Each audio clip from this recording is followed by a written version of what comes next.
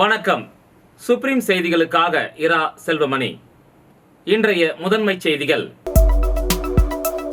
புதுச்சேரியில் 10ஆம் வகுப்பு பொதுத் தேர்வில் மாணவ மாணவிகளின் தேர்ச்சி விகிதம் குறைந்திருப்பது உயர்கல்வி கற்போரின் எண்ணிக்கையில் பாதிப்பை ஏற்படுத்தும் என எதிர்க்கட்சித் தலைவர் சிவா தெரிவித்துள்ளார்.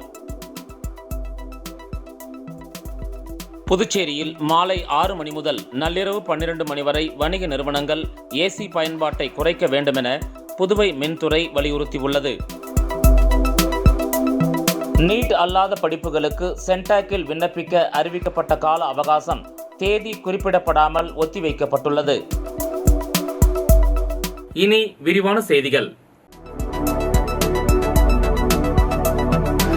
புதுச்சேரியில் 10ஆம் வகுப்பு பொதுத் தேர்வில் மாணவ மாணவிகளின் தேர்ச்சி விகிதம் குறைந்திருப்பது உயர்கல்வி கற்போரின் எண்ணிக்கையில் பாதிப்பை ஏற்படுத்தும் என எதிர்க்கட்சித் தலைவர் சிவா தெரிவித்துள்ளார்.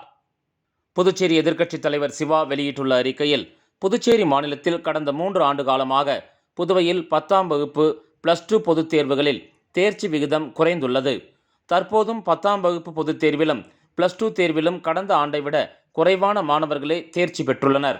கல்விக்கான அடிப்படை கட்டமைப்பில் உள்ள குறைபாடுகளால் தான் தேர்ச்சி விகிதம் குறைந்துள்ளது. 10ஆம் வகுப்பு பொதுத் தேர்வில் தேர்ச்சி சதவிகித குறைவானது உயர்கல்விக்கு செல்வோர் எண்ணிக்கையை பாதிக்கும். மாணவர்கள் பலர் கல்வியை தொடராமல் விட்டு விடுவர். ஆகவே இந்த பிரச்சனையில் அரசு போர்க்கால அடிப்படையில் நடவடிக்கை மேற்கொள்ள வேண்டும். தோல்வியுற்ற மாணவர்கள் மறுதேர்வு எழுத ஏற்பாடு செய்வது அவசியம். தேர்ச்சி விகித குறைபாடுகளை ஆய்வு செய்து உரிய நடவடிக்கை எடுக்க வேண்டுமென அவர் அதில் குறிப்பிட்டுள்ளார்.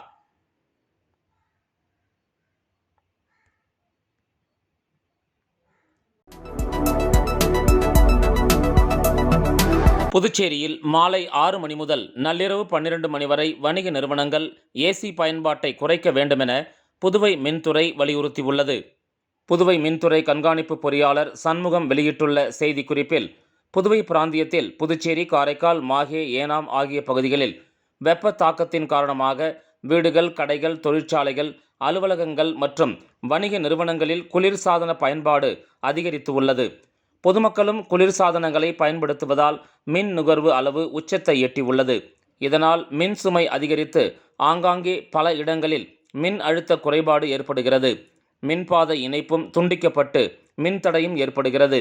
குளிர் சாதனங்களை மிக குறைந்த அளவு 26 டிகிரிக்கு கீழாக உபயோகிப்பதால் மின் நுகர்வோர் கட்டணம் அதிகரிக்கிறது. அதன் மூலம் மின் தேவையும் அதிகரிக்கிறது.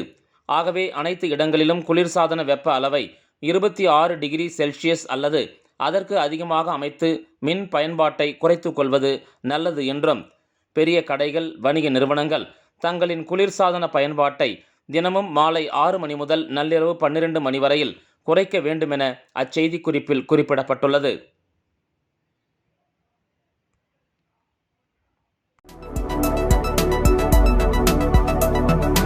நீட் அல்லாத படிப்புகளுக்கு சென்டாக்கில் விண்ணப்பிக்க அறிவிக்கப்பட்ட கால அவகாசம் தேதி குறிப்பிடப்படாமல் ஒத்திவைக்கப்பட்டுள்ளது. புதுச்சேரி சென்டாக் ஒருங்கிணைப்பாளர் அமர் சர்மா வெளியிட்டுள்ள செய்திக்குறிப்பில், புதுச்சேரியில் உள்ள அரசு மற்றும் தனியார் கல்லூரிகளில் நீட் அல்லாத பொறியியல், கலை மற்றும் அறிவியல் படிப்புகளுக்கு சென்டாக் இணையதளத்தில் விண்ணப்பங்கள் வரவேற்கப்பட்டுள்ளது. வருகிற 22ஆம் தேதி விண்ணப்பிக்க கடைசி நாள் என்றும் நிர்ணயம் செய்யப்பட்டது. இந்த நிலையில் பல்வேறு கல்வி வாரியங்களின் முடிவுகள் வர தாமதமாவதால் விண்ணப்பிக்கும் காலக்கெடு தேதி குறிப்பிடப்படாமல் ஒத்திவைக்கப்பட்டுள்ளது என அதில் குறிப்பிடப்பட்டுள்ளது.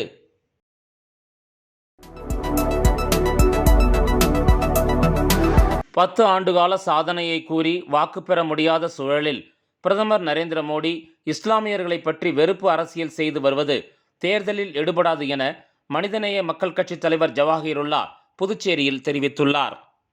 புதுச்சேரியில் செய்தியாளர்களிடம் பேசிய மனிதநேய மக்கள் கட்சித் தலைவர் ஜவாஹிருல்லா, இந்தியாவில் இதுவரை நடைபெற்ற தேர்தல்களில் 44 நாட்கள் இடைவெளி விட்டிருப்பது இதுவே முதல் முறையாகும் என்று கூறிய அவர், நடந்து முடிந்த 3 கட்ட தேர்தலில் தென் மாநிலம் மட்டுமல்லாமல் வட மாநிலங்களிலும் இந்தியா கூட்டணி வெற்றி பிரகாசமாக உள்ளதாகவும், இதனால் பிரதமர் வெறுப்பு அரசியலை தற்போது செய்து வருகிறார். இந்தியா கூட்டணி கட்சியினரை அதிகமாக சாடி பேசி வருகிறார் என்றார். இந்தியாவில் இஸ்லாமியர் பெண்களின் பிள்ளை பேறு விகிதம் அதிகரித்து வருவதாக பேசி வெறுப்பு அரசியலை மோடி செய்து வருகிறார் என கடுமையாக சாடிய ஜவாஹிருல்லா, 10 ஆண்டுகால சாதனையை கூறி வாக்கு பெற முடியாத சூழலில் இஸ்லாமியர்களை பற்றி வெறுப்பு அரசியல் செய்து வருவது எடுபடாது என்றும் பாஜக மண்ணை கவ்வும் என்றும் கூறினார். மிக அதிகமாக இந்த நாட்டினுடைய செல்வத்தை வைத்திருக்கிறார்கள். வறுமையின் கோட்டின் கீழே இருக்கக்கூடிய மக்களுடைய எண்ணிக்கை அதிகரித்திருக்கின்றது. அதே போல இந்த இன்கம் டிஸ்பாரிட்டி என்று சொல்லக்கூடிய வருமான பாரபட்சம் சமமாக இல்லை என்பதற்கு ஏராளமான புள்ளி விவரங்கள் இருக்கின்றது. ஆக தங்களுடைய 10 ஆண்டு கால சாதனையை சொல்லி வாக்குகளை பெறுவதற்கு இயலாத ஒரு சூழல்ல தங்களுடைய வழக்கமான முஸ்லிம் வெறுப்பு பேச்சுகளின் மூலமாக வாக்குகளை பெறலாம் என்று மோடியும் பாஜகவும் நினைக்கின்றது. ஆனால் அது இந்த தேர்தலில் நடக்காது. இந்தியா முழுவதும் நடைபெறக்கூடிய இந்த தேர்தலில் மக்கள் விழித்தெழுந்து விட்டார்கள். வெறுப்பு பரப்புரைகளின் மூலம் மக்களுடைய வாக்குகளை சேகரிக்கக்கூடிய பாஜகவினுடைய முயற்சி மண்ணை கவ்வும். இந்தியா கூட்டணி மிகப்பெரிய அளவில் வெற்றி பெற்று ஆட்சியை கைப்பற்றும். கரிக்கலாம்பாக்கம் அருணை ஆங்கில மேல்நிலைப்பள்ளி மாணவர்கள் 10ஆம் வகுப்பு அரசு பொதுத் தேர்வில் 100% தேர்ச்சி பெற்று சாதனை படைத்துள்ளனர். புதுச்சேரி கரிக்கலாம்பாக்கம் அருணை ஆங்கில மேல்நிலைப்பள்ளி மாணவர்கள் 10ஆம் வகுப்பு அரசு பொதுத் தேர்வில் 100% தேர்ச்சி பெற்று சாதனை படைத்துள்ளனர். இதில் அனுஷ்கா என்ற மாணவி 500க்கு 479 மதிப்பெண்கள் பெற்று பள்ளியில் முதல் இடத்தையும், மாணவி ஃபெர்தௌஸ் பானு 500க்கு 464 மதிப்பெண்கள் பெற்று 2ஆம் இடத்தையும், மாணவி ஹிந்துஜா, மாணவர் ஜனார்தனன் ஆகியோர் 500க்கு 459 மதிப்பெண்கள் பெற்று 3ஆம் இடத்தையும் பிடித்து சாதனை படைத்தனர். மேலும் மாணவி அனுஷ்கா மற்றும் மாணவர் கிஷோர் கணித பாடத்தில் 100க்கு 99 மதிப்பெண்கள் பெற்றுள்ளனர். மேலும் சிறப்பாக தேர்வு எழுதிய அனைத்து மாணவர்களும் 400க்கு மேல் மதிப்பெண்கள் பெற்று மாபெரும் சாதனை படைத்துள்ளனர். இதனையடுத்து பள்ளியின் முதல்வர் சந்தானம் அவர்கள் மாணவர்களுக்கு வாழ்த்துக்களை கூறி இனிப்பு வழங்கி பொன்னாடை அணிவித்து பாராட்டினார். மேலும் தலைமை ஆசிரியை தமிழ் சந்தானம் அவர்களும் மாணவர்களை வாழ்த்தி பேசினார். பள்ளி முதல்வர் சந்தானம் அவர்கள் கூறுகையில், மாணவர்கள் நல்ல மதிப்பெண் பெறவும், பள்ளி 100% தேர்ச்சி பெறவும் ஒத்துழைப்பு அளித்த ஆசிரிய பெருமக்களுக்கு தனது நன்றிகளை தெரிவித்தார். மேலும் ஆசிரியர்களுக்கு பொன்னாடை அணிவித்து வாழ்த்துக்களையும் அப்போது அவர் கூறினார். விளம்பர இடைவேளைக்கு பிறகு செய்திகள் தொடரும்.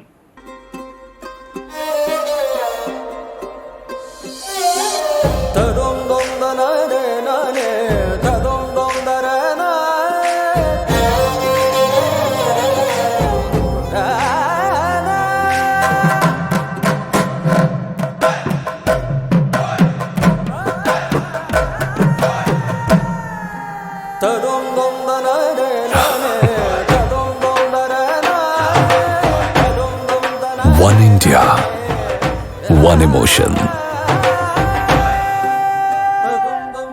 Weddings by Jose Alucas. செய்திகள் தொடர்கின்றன. வில்லியனூர் ஜவஹர் வித்யாநிகேதன் மேல்நிலைப் பள்ளியில் 10ஆம் வகுப்பு பொதுத் தேர்வு எழுதிய அனைத்து மாணவர்களும் வெற்றி பெற்று சாதனை படைத்துள்ளனர். வில்லியனூர் ஜவஹர் வித்யாநிகேதன் மேல்நிலைப் பள்ளியில் 10ஆம் வகுப்பு பொதுத் தேர்வில் 2023-2024 கல்வியாண்டில் பொதுத் தேர்வு எழுதிய அனைவரும் தேர்ச்சி பெற்றுள்ளனர். இதில் காவ்யா ஸ்ரீ 488 மதிப்பெண் பெற்று முதல் இடமும், பிரபா 484 மதிப்பெண்கள் பெற்று 2ஆம் இடமும், பார்கவி 480 மதிப்பெண்கள் பெற்று 3ஆம் இடமும் பெற்றுள்ளனர். சிறப்பிடம் பெற்ற மாணவர்களை பள்ளியின் நிறுவனர் ராமசிவராஜன் மற்றும் பள்ளியின் நிர்வாகி அஞ்சாலாட்சி சிவராஜன் ஆகியோர் மாணவர்களுக்கு இனிப்புகள் வழங்கியும் பூங்கொத்து கொடுத்தும் பொன்னாடை அணிவித்தும் வாழ்த்துக்களை தெரிவித்தனர். இதில் 500க்கு 450க்கு மேல் 17 மாணவர்களும் 400க்கு மேல் 30 மாணவர்களும் பெற்றுள்ளனர். மேலும் இந்த வெற்றிக்கு துணை நின்ற முதல்வர் சாந்தி, துணை முதல்வர் பாஸ்கரன் மற்றும் இருபால் ஆசிரிய பெருமக்களுக்கும் பொன்னாடை அணிவித்து கௌரவிக்கப்பட்டது. இந்த வெற்றிக்கு உறுதுணையாக இருந்த பெற்றோர்கள், இருபால் ஆசிரியர்களுக்கு பள்ளி நிர்வாகம் சார்பில் மனமார்ந்த நன்றிகள் தெரிவித்துக் கொள்ளப்பட்டது.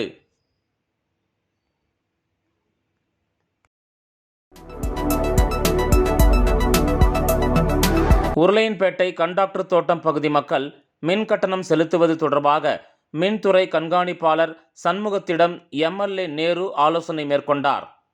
புதுச்சேரி உருளையன்பேட்டை தொகுதிக்கு உட்பட்ட கண்டாக்டர் தோட்டம் பகுதியில் 500க்கும் மேற்பட்ட குடிசை மாற்று வாரிய குடியிருப்புகள் உள்ளது. இங்குள்ளவர்கள் கடந்த காலங்களில் மின் கட்டணம் சரியாக செலுத்தாத காரணத்தால் தற்போது ஒவ்வொரு குடியிருப்புக்கும் அதிகமான அளவில் மின் கட்டணம் வசூல் செய்வதற்கான ரசீதுகள் வழங்கப்பட்டு வருகிறது. இதனை கட்டத் தவறினால் மின்சார இணைப்பு துண்டிக்கப்படும் நிலை ஏற்பட்டுள்ளது. இந்த நிலுவைத் தொகையை தவணை முறையில் கட்டுவது சம்பந்தமாகவும் மின்துறை தலைமை அலுவலகத்தில் மின்துறை கண்காணிப்பாளர் சண்முகத்திடம் தொகுதி எம்எல்ஏ நேரு பேச்சுவார்த்தை நடத்தினார். அப்போது தேர்தல் நடத்தை விதிகள் முடிந்த பிறகு ஆட்சியாளர்கள் மற்றும் மின்துறை செயலரிடம் பேசி நடவடிக்கை எடுப்பதாக எம்எல்ஏவிடம் மின்துறை கண்காணிப்பாளர் தெரிவித்தார். இந்த சந்திப்பின் போது கண்டாக்டர் தோட்ட பகுதி மக்கள் மற்றும் மனிதநேய மக்கள் சேவை இயக்கத்தைச் சேர்ந்த நிர்வாகிகள் உடன் இருந்தனர்.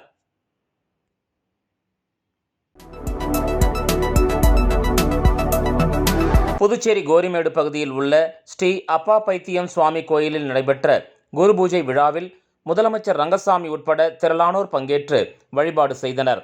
புதுச்சேரி கோரிமேடு பகுதியில் அப்பா பைத்தியம் சுவாமி கோயில் உள்ளது. இங்கு வாரந்தோறும் முதலமைச்சர் ரங்கசாமி தலைமையில் சிறப்பு பூஜைகள், அன்னதானம் நடைபெறுவது வழக்கம். இந்த நிலையில் அப்பா பைத்தியம் சுவாமிகளின் 165வது குரு பூஜை விழா நேற்று நடைபெற்றது. திருவிளக்கு பூஜை, புனித நீர் வழிபாடு ஆகியவற்றை தொடர்ந்து ஐங்கரன் வழிபாடு நடைபெற்றது. பிறகு அப்பா பைத்தியம் சுவாமிகளுக்கு செந்தமிழில் வேள்வி மற்றும் நிறை வேள்வி, மூலவருக்கு திருமஞ்சன வழிபாடும் மலர் அலங்கார பூஜையும் நடைபெற்றன. நிறைவாக பேரொளி வழிபாட்டில் புதுவை முதல்வர் ரங்கசாமி, பேரவைத் தலைவர் செல்வம் மற்றும் பேரவை துணைத் தலைவர் ராஜவேலு, பொதுப்பணித்துறை அமைச்சர் லட்சுமி நாராயணன் உள்ளிட்டோர் கலந்து கொண்டனர். இதில் பக்தர்களுக்கு அன்னதானம் வழங்கப்பட்டது.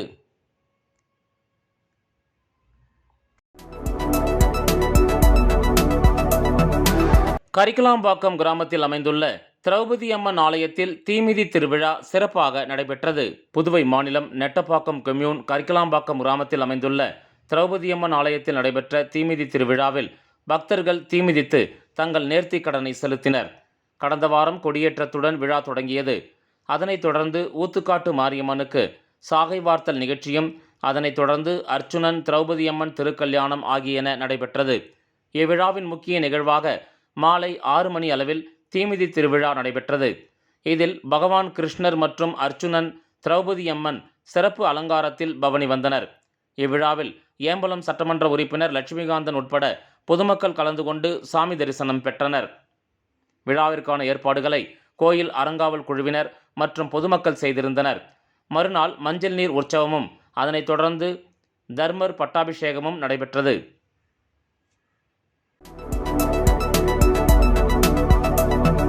திருநள்ளாறு சனீஸ்வர பகவான் ஆலயத்திற்கு வந்த 500க்கும் மேற்பட்ட பக்தர்களுக்கு விஜயின் தமிழக வெற்றிக் கழகத்தினர் இளநீர், தர்பூசணி, பழம் மற்றும் நீர்மோர் வழங்கினர்.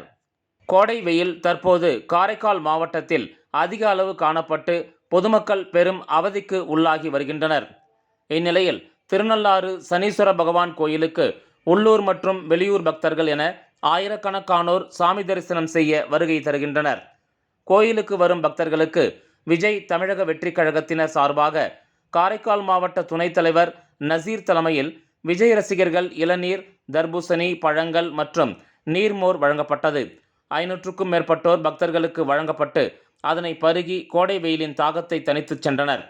உள்ளூர் மற்றும் வெளியூர் பக்தர்களுடைய பெரும் வரவேற்பு இதற்கு கிடைத்தது. இன்று முதல் கோடை வெயில் முடியும் வரை தொடர்ந்து இனி 1 மாதமாக வழங்கப்படும் என்று விஜய் ரசிகர்கள் தெரிவித்திருக்கின்றனர்.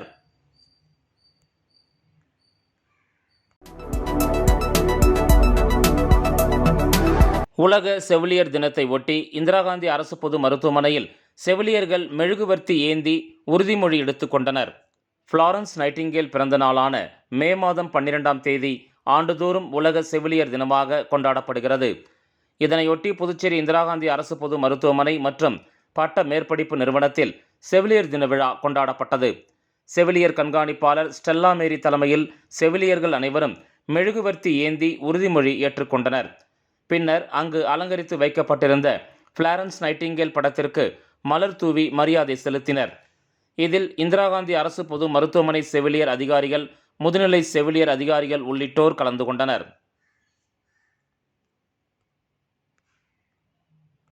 மீண்டும் முதன்மைச் செய்திகள். புதுச்சேரியில் 10ஆம் வகுப்பு பொதுத் தேர்வில் மாணவ மாணவிகளின் தேர்ச்சி விகிதம் குறைந்திருப்பது உயர்கல்வி கற்போரின் எண்ணிக்கையில் பாதிப்பை ஏற்படுத்தும் என எதிர்க்கட்சித் தலைவர் சிவா தெரிவித்துள்ளார். புதுச்சேரியில் மாலை 6 மணி முதல் நள்ளிரவு 12 மணி வரை வணிக நிறுவனங்கள் ஏசி பயன்பாட்டை குறைக்க வேண்டுமென புதுவை மின்துறை வலியுறுத்தியுள்ளது. நீட் அல்லாத படிப்புகளுக்கு சென்டாக்கில் விண்ணப்பிக்க அறிவிக்கப்பட்ட கால அவகாசம் தேதி குறிப்பிடப்படாமல் ஒத்திவைக்கப்பட்டுள்ளது. இந்த செய்தி அறிக்கை இத்துடன் நிறைவு பெறுகிறது. வணக்கம்.